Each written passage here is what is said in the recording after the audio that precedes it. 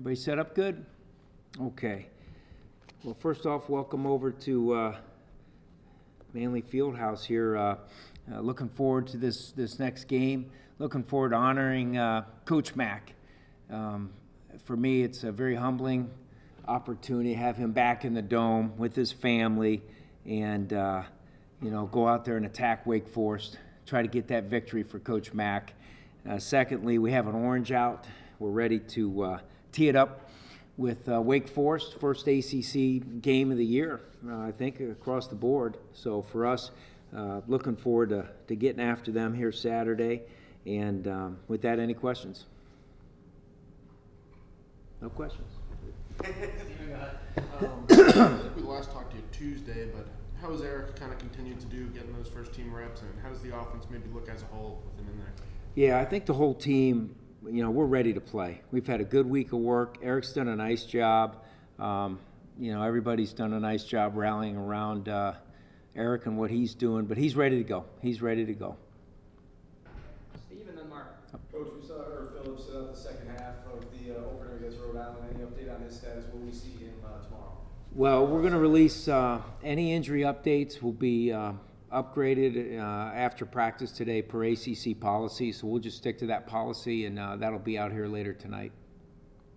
You talk about your expectations with Eric and true freshmen jumping in there, quarterbacks. Not like you haven't been through this before, but your expectations. Yeah, for Eric and all the kids, really our expectations are to go out there and play the game the way you've been taught to play it. Play as hard as you can, play as long as you can, and don't worry. Just go play. Be the guy we recruited. And Eric's done a nice job with that, as have all the freshmen. We played, I think it was 19 freshmen in the Rhode Island game, eligibility-wise freshmen. And I was pleased with those kids' demeanor, not just Eric's, but guys like Caton Samuels, who first time he's really on the field. I thought he did a nice job. Rodney Williams did a nice job. I can go around the whole thing. Everybody knows about Jordan playing well and, Dante playing well. But there are a lot of other guys out there. And I think it's the same thing as you look at Eric. Just go out there, execute the game plan. If you're not sure about something, be sure. You can move the ball with your feet too. So just go out there and play and have fun. Play the game you love to play the way you play it, and you'll be fine. Nico and then Matt. See you, Coach. What's up, Nico? Not much. You just wanted to ask you, when you're breaking down Wake Forest, when you're looking at film and whatnot, is it a little more difficult when you watch them against a team where they're able to get away with things that they obviously won't be able to get away with this weekend? Well, you can only judge what you see on film. You never, it's the same thing for them when they look at us at Rhode Island. So really just watch, you say, okay, they did a nice job on this play. More than anything, let's look at the scheme, see how Elon was trying to attack them, do things match up at all. But really, more than anything, taking a look at where they are offensively, I think Wolford's done a nice job. He's gotten bigger. He looks good on tape that way. He's always had a quick release and a good arm. A very good high school football player, as you guys know. He's improved a bunch. And I think he's improved because the people in front of him have improved as well. So really for me, it's just attacking what you see on tape, believing what you see on tape, giving them credit for the things that they've done well, and then putting together a game plan that can be managed by your players and letting them go.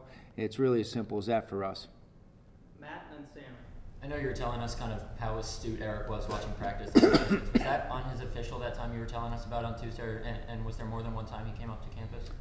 He came out, he and his mom came out, and they watched practice. It was in season last year. I can't remember what week it was.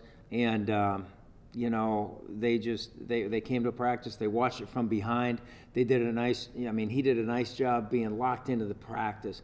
A lot of times in recruiting, you get to that situation where you're recruiting the kid and you're, small talk, that sort of thing. Eric's a very focused, inline guy. The more you guys get around him, the more you'll see. He's a very locked-in individual. Not a nervous guy, not a loose guy, just locked in and focused. He's got a nice way about him. And, in that particular instance, I went over to just kind of have a little small talk with him because I was just getting to know him myself. And all he wanted to do is ask me about a particular play, what this concept was, what do you like to run it against, and I was taken back that he was talking that way. And that's kind of who he is. You talked about all those true freshmen that you played, or I guess the 19 overall freshmen. But are there any true freshmen that you saw that maybe weren't on the 2 deep in the original depth chart that you can see playing more significantly later in the season? Well, not really. We played a lot of them, so more than anything, it's just ramping up their reps.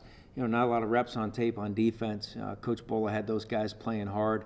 A bunch of 3 and outs. So it was kind of crazy. The defensive staff, they got done grading the film, and they're like, That's all. Those only plays. So we'll have a few more plays this week, so we'll know more about those guys. But pretty much the guys that we've been talking about in the 2 deep, and just trying to see those guys continue to ramp up their play, see some improvements across the board with the things that we've been focusing in on this week, and coming out of Saturday and getting back to work Sunday, grade that tape. Hopefully it's a victory that we're grading, and hopefully we can continue to see that. That progress going in the right direction. Mark and then Steve. Tad's getting, Coach, despite the loss of Terrell, there's got to be some things you're feeling pretty good about. Can you talk about some of those things that you saw in the game and that you say, yeah, I'm feeling pretty good about this? There are a lot of things, but we also have to understand that, as an FCS opponent, our goal was to go in and handle that job with a sense of discipline and feel good about playing at a high level against a team that we should play at a higher level. And I felt really good that we reached those objectives. Now, when you look at the offensive side of the ball, I was really pleased to see a lot of production out of a lot of players. And that really starts up with the guys that you don't give credit, and that's the offensive line. Very, very few opportunities for Rhode Island to get into the backfield, both in run and pass. I felt our kids were attacking well. I felt like on the backside of some of our run plays, we weren't consistent with our cuts, and we didn't cut during practice because we wanted to keep our guys healthy. But on offense, it would be that. On defense, I think I was just pleased with the way 11 men were playing as one, and I thought they played hard. I thought our camera club was good for a first game, which is how we measure how many guys we get to the ball, gang tackling. I thought that was good. And I thought we did a good job with our communication and coverage. So that'll be key this week against a well-versed Wake Forest offensive mind with Coach Clausen. And then in the kicking game, it was great to see Brisley Esteem rip off that 79-yard touchdown, first one we had since 2003, I believe. So there were a lot of superlatives in that game as well we should have had. Now we'll have to ramp it up against a very good ACC opponent that plays really good defense. Coach, kind of follow up on that. Coaches talk about their team improves the most between weeks 1 and 2. You guys both kind of overpowered your opponents last week. How much more do you find out about your team this week? I think every week, you find out a lot more about your team, especially when you have a young team like we do on defense and now at the quarterback position. That's why I think when you put your game plan together, you always want to go to the fight. You want to have all bullets in all chambers. I mean, you want to carry enough in your game plan that if this happens, you have a plan B and a plan C to go to. But with that being said, you need to focus in on the things that you feel like are going to give you a chance to win because you have your kids playing really fast. I mean, that's the whole key to coaching, in my opinion. Can you simplify things to the point where your players trigger really fast on offense and defense? So, the whole key is we don't want to slow down their feet and their bodies by putting too much on their plate, but we want to have enough ammunition. So what you do is you have a game plan and you say, here it is. This is A right here. This is what we're going to try to win with. If things aren't working well, you go to a little bit of B, and hopefully you never have to get to C. You got it on paper, you practiced it, but the bulk of your practice reps were on the front page of that game plan, both sides of the ball and in the kicking game. So, hopefully we'll see that progress continue to move forward. But really for me, it's just, can the kids go out and play with an aggressive mindset on both sides of the football? And if they do make mistakes, they make them at 100 miles an hour. Talking with Tim Lester, he said the one thing he'd like to see Eric improve on a little bit, and I think this is natural with experience, is being able to kind of read the full field before snap. I would assume that Wake Forest is going to do a little bit more than Rhode Island did, masking blitzes and coverages and things like that. Is there anything you guys do to maybe try and speed up that learning curve? Extra time or extra anything? Yeah, I mean that's the whole basis behind coaching, especially a quarterback or a middle linebacker or a safety. Your vision as a quarterback, your vision starts out here, coming from high school. And there's really no true full field reads of coverage. It always turns into a half field read or a third of the field read, broken into triangles usually. And the thing that Eric does well is he gets from one side to the other pretty quick, almost too quick. And for me, the process to answer your question is really just using all the tools and trying to look at different ways of teaching the learning methods that these kids have to have. Coaching a quarterback that's a bright young man like Eric is different than coaching maybe a young DB that played offense in high school more than defense. So you look at the particulars. He's bright. He does see things well. But you have to say to yourself, how many snaps does he need? How many video reps does he need? We also do the thing with the Go Cam where he has to turn his head and look and say this is this. So we try to attack it in a multitude of ways, and then we try to test it. Examinations, after the fact. We always give our kids pre-test examinations. And those tests could look like multiple choice, true, false, and even crossword puzzles. You get online, you can make crossword puzzles like this. There's a bunch of websites you can go to. So you put all the terms in there, and they make this crossword puzzle. Then you write this, you write the questions down at the bottom. It's just trying to trigger the mind in different ways to come up with the same answers. So when they get to game time, they're reacting as opposed to trying to process throughout the course of play 1 to 28, it's a reaction. They see it, they believe it, they go. It's like I always tell the defensive kids, you have to learn how to do two things. Play the game at your speed, not his, and you have to learn how to trigger through reaction without thinking. And believe what you see, and when you see it, you go. It's the same thing at all those positions. I would say the only positions that are a little bit different would be like a place kicker, where it's A and B, watch the snap get down, and then B, kick it through. Other than that, it's all reactionary football, especially this day and age. Thanks. Last two questions, Nate and then Steve.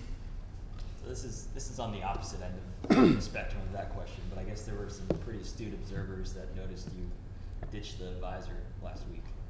Is that a new? Oh, my hat? Yeah, oh, yeah.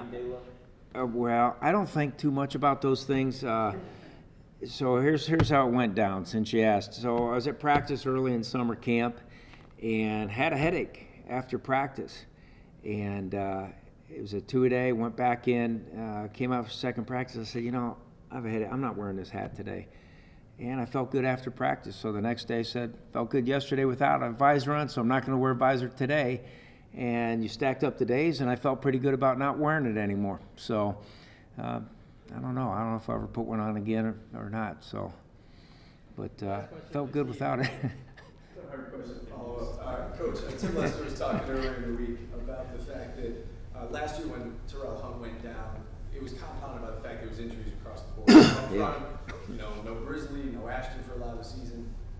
Do you feel as though this team is in better shape to handle the loss of Terrell Hunt this year because of what's built around Eric Dungy right now? The fact you have some depth and have some playmakers on that side of the ball? Yeah, and as we speak today, for sure. And I just, last year I think we started the same offensive line in maybe 3 or 4 games. That was it. And like you said, our top 2 receivers coming into the season a year ago weren't playing. When Brisley did try to play, he was playing hurt. He had a high ankle sprain. So yes, I do. And knock on wood, we just stay that way because that's the key. You win with players. Coaches are overrated. Schemes are overrated. Players are underrated. And guys that can make plays win games. And we saw that the other night. The kids, we had a lot of young talent making plays, and they were provided that opportunity to make those plays on offense because of that offensive line. And our offensive line last year was banged up. I've never seen anything like it. And hopefully we can keep those kids healthy and feeling good and playing with healthy bodies throughout the course of this season. But going into Wake Forest, I feel good about that. All set? Okay, thank you.